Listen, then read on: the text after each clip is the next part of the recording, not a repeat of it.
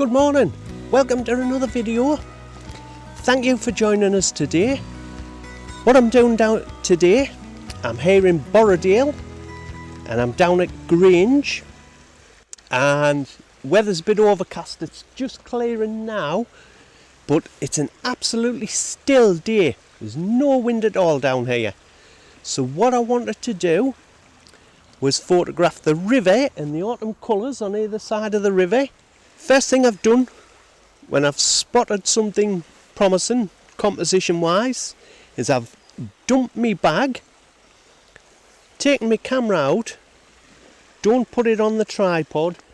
I want to be able to move around and check out some compositions, and I'll show you what I mean. So I'll start off wide and look.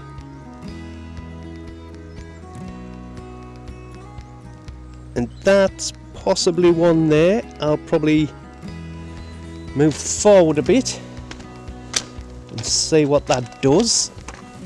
That will actually be quite nice. I've intentionally moved forward to cut out the glare there and the blue window of the house up there, but then we can play around and at various angles. I can cut the glare down just there. That's probably even better, getting lower. There's a tree here showing some lovely colour, so let's go to the side with that and see what difference that makes. As you can see, as I'm moving round, being careful not to stand in the river and get my feet wet, we've got different reflections for that tree, and again I quite like that. Let's see. Actually, yes, I'm going to shoot that one. I will just show you this though from the other side, because this is quite interesting. How we've got, you know how I said I would cut the house out? Look at the reflections there, and you could even go in further and play about with that. Right then, I'm settled on the shot I want, so now I'll set my tripod up. No, I'm going to go low with that one first off. Oh. I'm saying oh because I've just noticed I've lost my trusty sit mat, I think. So my return journey, I'll have to go through all the woods and find that. I can't be without my sit mat.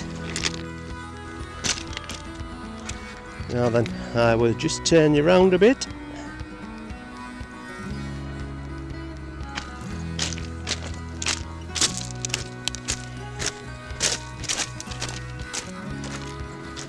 Okay, so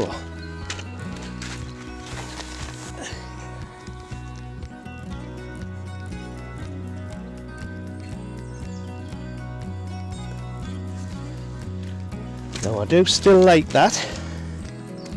On the back of the camera, of course. Sometimes it's always different, but I do want quite a low angle. So, right, let's have a look at this one.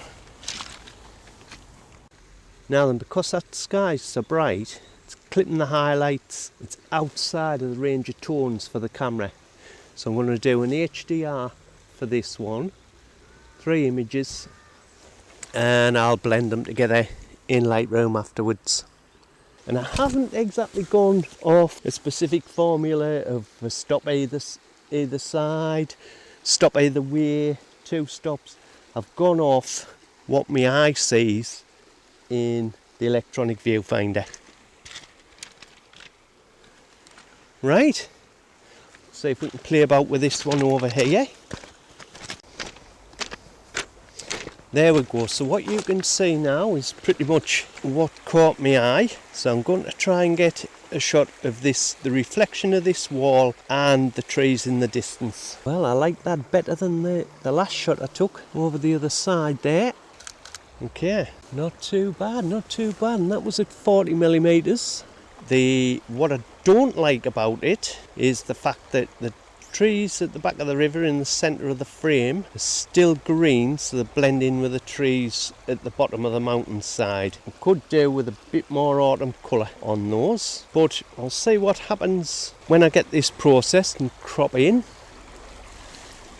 Yeah, and what I've got there is there's some leaves coming down on that right hand side of the river. Just got a few leaves coming down very slowly in the current. And also right at the bottom of the frame, although I might have to crop this a bit, is the water starts to shallow and get a bit faster, so you can see the dimpled surface on the bottom of the frame there. So what we've got is some still elements to the reflection and some movement.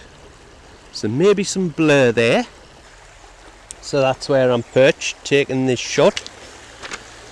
And it's a nice contrasty yellow leaf coming down now, so I'll just take that 2-second timer as always. Right, I'm just going to get higher up with this one, try and get more of that mountain in the still reflection, because the mountain reflection there is quite still. So that's the viewpoint from having the tripod higher up, and that's to get some of that mountain, the reflection of the mountain in. And what I've done there is I've taken it in portrait. Again, I've gone for the HDR, the high dynamic range, because that light's so bright at the top of the frame and at the bottom. Even though I'll probably crop it out, because when I merge these together, one of the effects of the HDR merge is it will saturate the colours a bit more, and that's what I want to do with the light being so flat. Okay. Alright then, next, I'm just having a wander there. Again, camera's off the tripod. Looking at this scene, we've got this gravel spit, got an overhanging branch on the left with a bit of autumn colour. I've had the job on setting that up to get it level. As you can see, I've got the polarizer on now, and let me just show you the difference that's making when I spin it. There's the water with all the glare on. But you can take so much of that glare off. You see where that bridge is quite busy. Come back, and it will affect the sky as well. So what I'm going to do, I'm going to crank that polarizer up to its maximum, take as much of the glare off as possible, and I'm going to take the shot, 1/8 f11, 1/8 of a second, 2-second timer. Bang, job done. Let's have a look at that one on the back of the camera. Yeah, I'm not convinced because there's a bright area in the middle. But what I'm going to do is I'm going to take the grad off and I'm going to shoot an HDR of this one. But I'm going to leave the polarizer on. Okay, job done.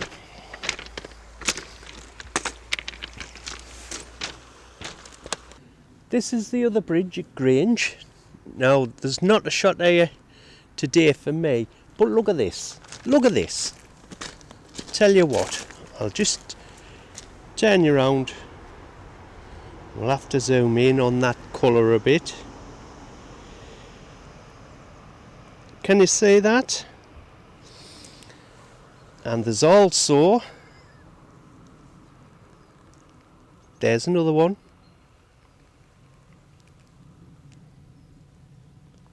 And as we come along, there's another one. Now what possesses people to do that? They've just yucked a bunch of roses over the bridge. Why? What's the matter with people? How are you, man? On my way back, I've spotted this shot, and I'll show you it now. I had noticed it when I walked in from the bridge coming over, and then I completely forgot. Losing my sit mat has just thrown my concentration completely. So I'm going to have to go and find that, or it'll be playing in my mind. Anyway, however, let's go and find that sit mat so I can relax. Oh, thank goodness for that. Tell you what, I'm lost without that. But that donkey's years, but I'll tell you what, earned its keep many times over. So there we go. After the great panic over the sit mat, I decided to head back to the car for a cuppa and a sandwich, and this bit of woodland caught my eye. On the way back, I've come in and I've seen a shot I like. There's actually two. One I've taken, which is this one here of these birch trees, but I don't like the fact it's the birch trees behind. There's no separation. But if I can get misty conditions and come back here, this will be a simple but fabulous shot. So I'm going to pray to the mist gods all week to get misty conditions. But I have spotted a shot on the high fell. Now I'm definitely going to change lenses, because I've got the 17-40 on at the moment. I'm going to put the 100-400 on, get the shot with that. So there's the shot I spotted while I was taking the birch trees, and that yellow tree just caught my eye. Shaft a light on there and it would be absolutely amazing. As it is, it's quite flat, but I do like the colours and I like the way that tree stands out. So that's the composition at 100mm. I've played around with this one a little while, tried both landscape and portrait format, and I think I like the portrait one the best, with the birch tree leaves at the bottom of the frame blurred out. But what do you think? Tell you what, I've just come up that bank, I'm lathered. I put my down coat on today because it was chilly this morning. Boy, I'm feeling it now. Anyway, I came away from the river where we were this morning, and I was on my way to a mountain stream, and there's a bit of mist on the tops of the mountains. I noticed one or two promising compositions, which I'll show you now.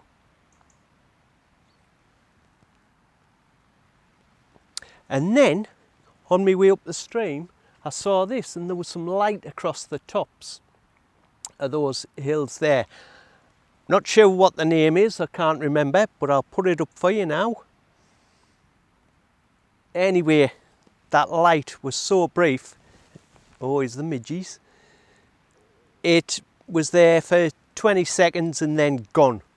Barely had time to set up.